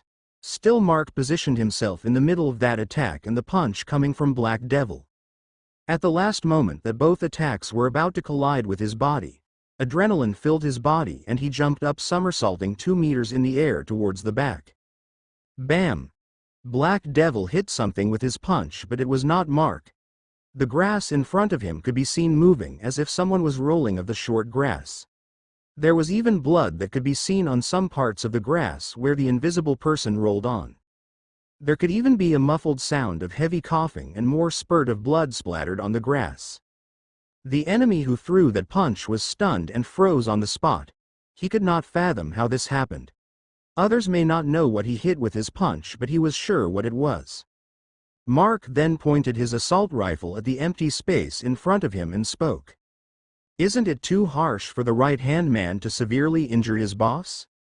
Everyone who was confused to what happened and heard what Mark said immediately looked at where Chameleon stood before, but he was nowhere to be found. Did it mean that what Mark was pointing at was actually Chameleon? Whoa! Observation hockey. Mark was about to speak once more when he choked on his saliva and coughed several times. When his throat cleared, what he did first was shout behind him. "Emika!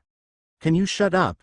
Emika, who was watching behind the ornamental plants in the street island and was pretending to be one of the plants, immediately scurried away shouting. "UWAH! The Pirate King is angry." Mark now regretted allowing Emika to borrow one of his phones with the copy of the newest arcs of that anime. Day 6 to 2:24 p.m.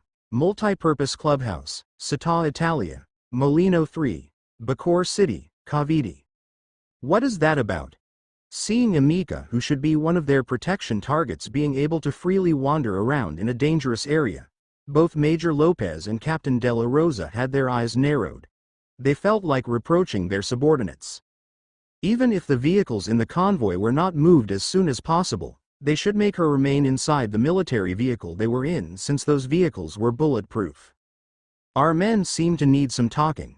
Captain Della Rosa said, making the major beside him nod. Sirs, calm down a bit.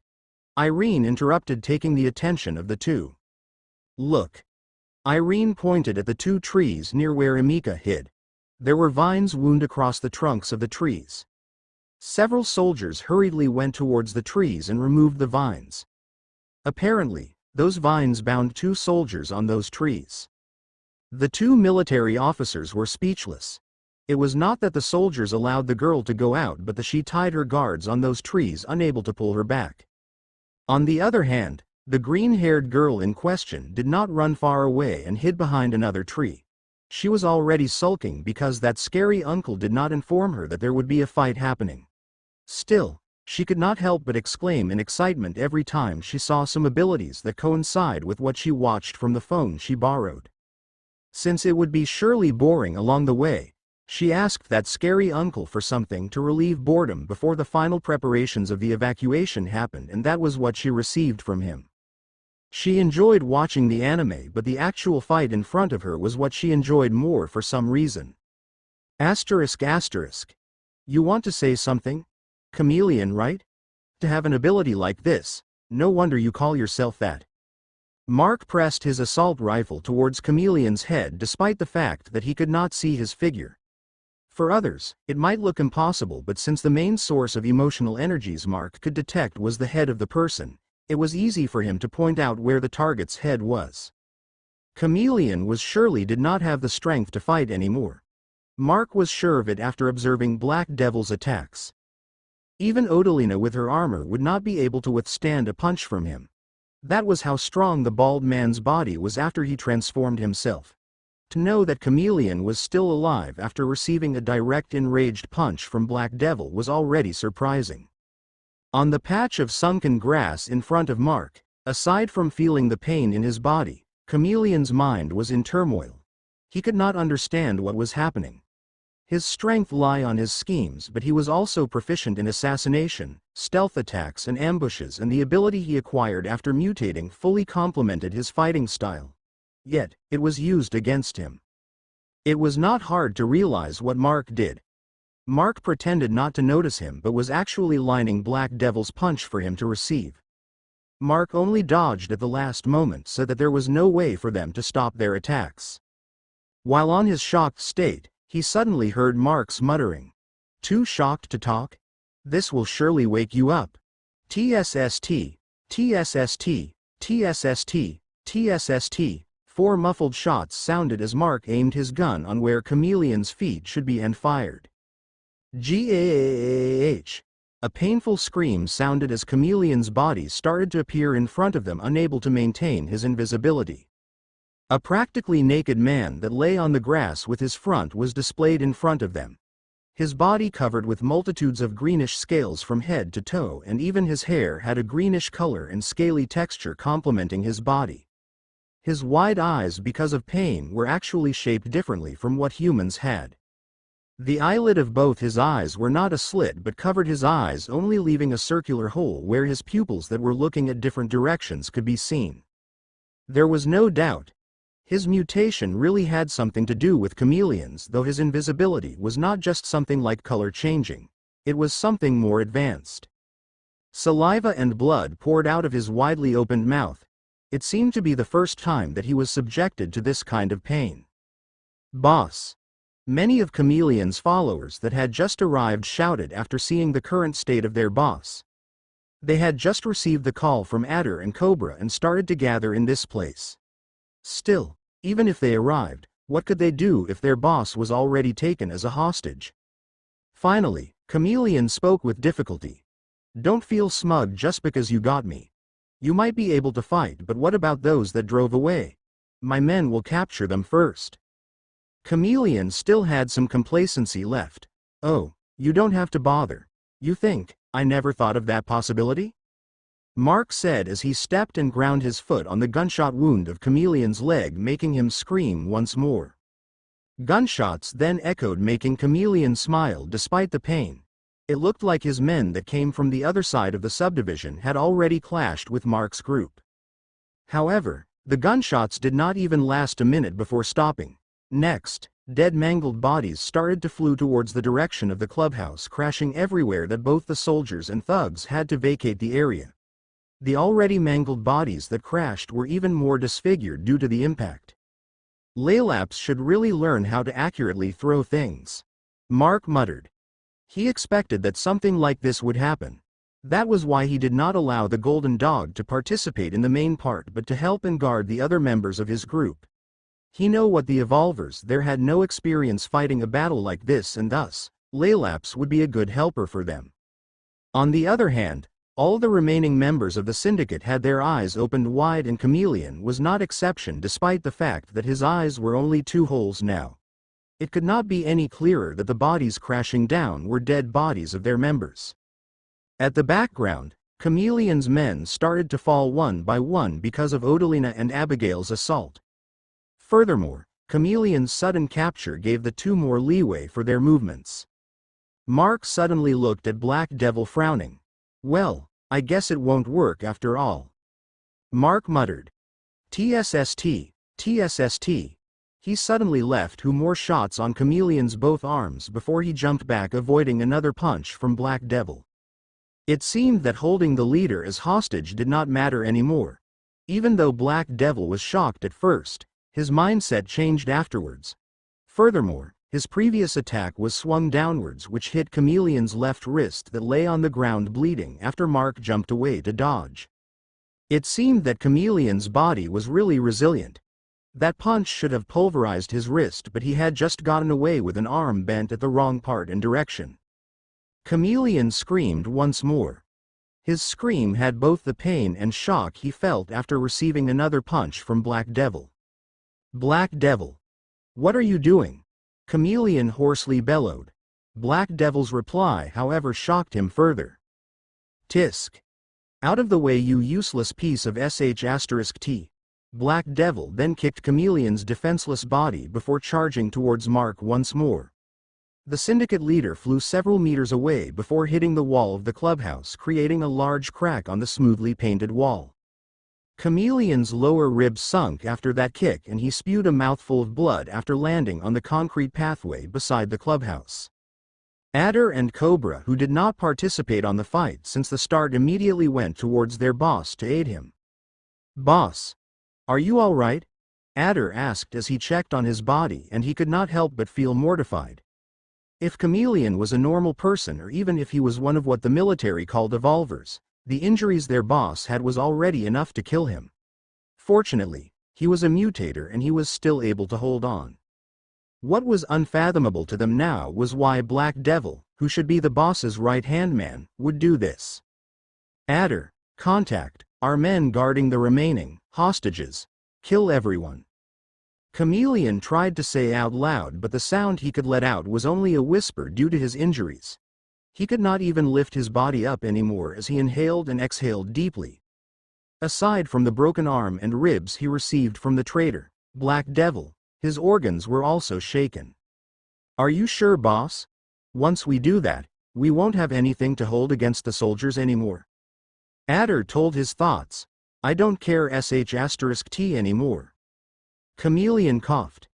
The f*c king situation is against us already. Since they wanted the hostages, I won't let these damn soldiers have those people. Yes, boss. Adder immediately used his radio, only to receive not a single reply. His eyes dilated. Boss. None of our men guarding the hostages are responding. What? Chameleon was too shocked that he coughed several times, spewing more blood from his mouth. He looked at the military officers and soldiers that were just watching earlier starting to surround him and his men. It finally dawned to him. Damn it. We've been had. The commotion in front was nothing but a distraction and took away their attention from the possibility of the soldiers searching and retrieving the hostages. Drop your weapons and surrender. Kneel and raise your hands. The soldiers led by Captain Della Rosa and Major Lopez surrounded Chameleon, Adder and Cobra, making the latter two to drop their weapons and kneel on the ground. The 2 leading military officers could not think that it would turn out like this. Just before Black Devil attacked Mark once more and ignored the circumstances of Chameleon, Irene received a call from a radio model they were sure that was not issued to the military. The more surprising fact was that the call came from Keen, who was missing since the battle in front of the clubhouse started. After questioning Irene for a little, they learned that the radios came from Mark and was given to them before he took action. It seemed that Mark had some idea what was happening and why they accepted the revolting cooperation with these criminals. When Mark made his move, Irene made her way into the clubhouse to tell them the surface of what was happening but not the underlying events. While Irene brought the news and prevented the two officers to issue orders, Keen had already slipped by using his new abilities and searched for the place where the hostages were being held. Still, both the captain and the major felt conflicted to this. Even though what the Irene and Keen did seem to have ended up in a success, they, who were the superiors, were kept in the dark. Captain Della Rosa looked at Mark, who was currently dodging that Black Devil's attacks. Amazingly, none of those attacks hit him. Not a single one. The soldiers had a notion to help, but to be sure, they would be just a hindrance. That Black Devil was impervious to bullets and using explosives were also not plausible with Mark nearby. Dealing with this Black Devil could only be handled by Mark and his group. Day 5 to 2:27 p.m. Multipurpose Clubhouse, Città Italia, Molino 3, Bacoor City, Cavite. Mark dodged every single attack Black Devil was throwing him with great concentration. It was good that he had an about 2-hour rest on the way after leaving the settlement, and he managed to release the unwanted energy he collected overnight to overload the brains of the thugs that surrounded them in almost an instant. According to his experience, most of the fatigue that he suffered from being an empath came from the undesired absorption of foreign emotional energies and storing those gathered energies somewhere in his subconscious. When he saw what Freed did before and started to practice it, he did not only learn that he could use the unwanted emotional energies and release it. The only restriction was that there needed to be a recipient for the released energy for it to work. For empaths like him, fatigue was the worst side effect of receiving these foreign energies. As for normal people, however, the sudden invasion of foreign energies containing condensed emotions could leave different repercussions. The mildest of those side effects was nosebleeds due to emotional stress, but the worst for them was that they were likely to receive psychological trauma. Even if he did manage to rest along the way, if he was unable to release the pent-up energies from last night, his movements would be likely to be too sluggish and he would be unable to avoid these ferocious attacks. Unfortunately for Black Devil, his mind was clearer now. Not only that he could see the attacks, but he could also feel when his enemy would release the attack. The worst thing Mark was experiencing right now, however, was that his emotion induction was not working on Black Devil at his current state. The black-skinned man was filled with rage in his mind that it was blocking even the energy Mark was releasing on his opponent. Still, none of the two was having the advantage against the other in this fight in the eyes of the spectators around them. Black Devil kept on attacking while Mark kept on avoiding the attacks. It seemed that there was no leeway for Mark to attack. Many of the soldiers and the police around wanted to help, but they had no idea how to. None of them were mutators or even just evolvers. It was unknown why it seemed that it was too rare for soldiers like them to become one. Not known to anyone, Mark was still not using his most trained ability in the previous years. It was not because he did not want to, but he was reserving it as his trump card. He just needed to measure Black Devil's capabilities so that he could immediately give a death blow the moment he used it. After all, he could not prolong its use anymore, especially when he lacked sleep himself. Mark looked at his opponent, who had just missed another punch. The man was wearing a white thin tank top and jeans with torn parts. His clothes further emphasized that Black Devil's whole body was covered in this black coloring. The only parts Mark could see that was not covered in black was his eyes and inside his mouth. Due to this, Mark deduced that the only part covered was his skin, and his internal parts like the mouth and eyes were still normal. The only way to kill this guy was to shoot his eyes and mouth. That was easier said than done. Mark was sure that if this person was to see where he was aiming his gun, he would either dodge or break his gun. If the latter situation happened, it would be even harder to defeat this self-proclaimed devil. In the least, if he would aim at his opponent's eyes and mouth, he needed to make him in the least take Black Devil's sight away from his attack. Mark suddenly smiled with a bright glint in his red glowing eyes. He had an idea to try. If it was successful, not only that black devil would take his sight away but could also confuse him for a moment. Another kick came, making Mark step to the side. On Black Devil's blackened face, aside from rage, there was a tinge of impatience. Since the start, none of his attacks were able to connect. With his fury reaching its peak, his attacks became faster and stronger. Don't F***C King move. Is this all you can do? Dodge and F***ing run away? Black Devil cursed as he punched the air. It's no use taunting me. Are you an idiot? If you really wanted to kill me, then hit me first. Mark calmly replied, making Black Devil even more furious. To everyone's confusion, Mark suddenly grasped the suppressor of his assault rifle. Even Black Devil was confused, but he continued his assault of punch and kicks.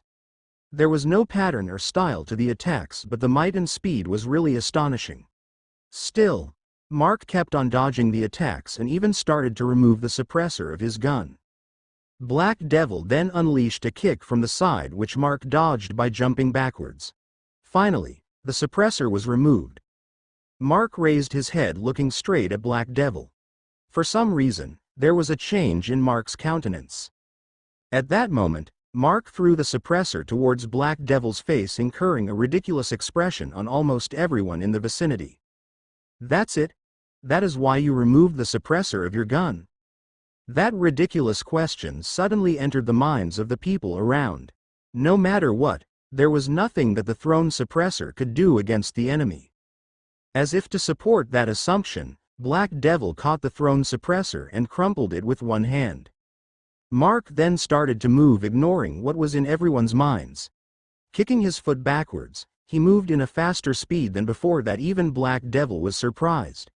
In the last moment, he unleashed a downward punch towards Mark, but the latter only circled on the trajectory of that punch. At the moment the punch hit the ground, Mark kicked the outstretched arm, launching him towards Black Devil's behind, away from his sight. Of course, Black Devil turned around to his left while he withdrawn his left arm that he used in the previous punch. Unexpectedly, he felt a sudden weight on his right shoulder, making him look at it by reflex and stop his turning movement, thinking that Mark had already turned to the other side. What he saw, however, was a muzzle and assault rifle. His mind blanked. It was because he could not fathom what this was for. The muzzle was not pointed at him but towards the ground in front of him. Ratatata. A torrent of gunshots echoed, firing towards the ground, causing several flashes at the corner of his right eye. The flashes did not do anything, however, but he suddenly felt disoriented and closed his eyes by reflex. He then held his ear and staggered backwards in shock. The bullets did not hit and the flashes were not enough to blind him, but the sound of the multiple shots from the assault rifle placed directly beside his ear shook his brain. It made him close his eyes by reflex and some of his muscles stiffened. The next thing he knew, there was a hot metal intruding the insides of his mouth. He tried to open his eyes immediately, but he was not able to anymore. Black Devil felt searing, burning pain in his mouth, together with several mortifying impacts in his head, and everything went black in that instant. Mark pulled the gun away from Black Devil's mouth and let his lifeless body fall to the ground. This guy's skin was really too thick. Mark was sure that with the number of shots he made inside his mouth, his skull must have been broken. However, there were only bump marks on the upper back side of his head. Slowly, the color of Black Devil's body started to return to normal as a sign of his ability unable to support its activation anymore. Acoustic startle reflex. It's really effective when the target least expected it. Mark muttered as he kicked the dead body. He was sure that it was dead since he was not detecting any consciousness from Black Devil anymore. If this guy was still alive after Mark wrecked his brain with the remaining half of his bullets, this guy would surely be a monster. The people burst into cheers as the realization hit them. The seemingly unstoppable Black Devil was finally brought down. While the side of the soldiers and survivors were in a celebration, the remaining members of the syndicate that were caught by the soldiers were devastated. Black Devil was their last hope and he was still defeated. Mark then left the dead body of Black Devil as he was not interested in it. He turned around and approached the encirclement of soldiers around Chameleon and his two thugs. "Hey! What are you going to do?"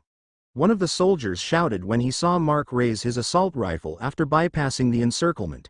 He aimed his gun towards the heavily injured Chameleon. The syndicate leader was mortified at this. What are you doing? We already surrendered.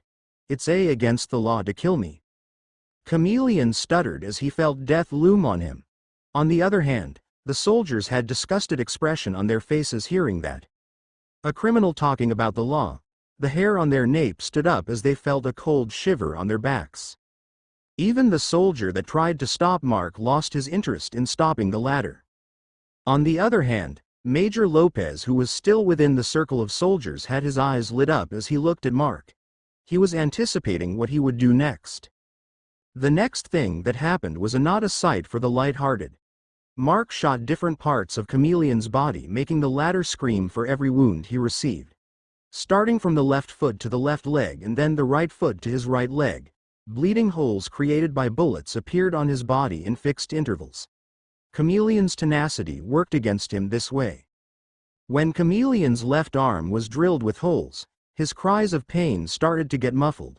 Mark, on the other hand, grabbed Chameleon's scaly head with his glowing hands, not caring about the soldiers around him.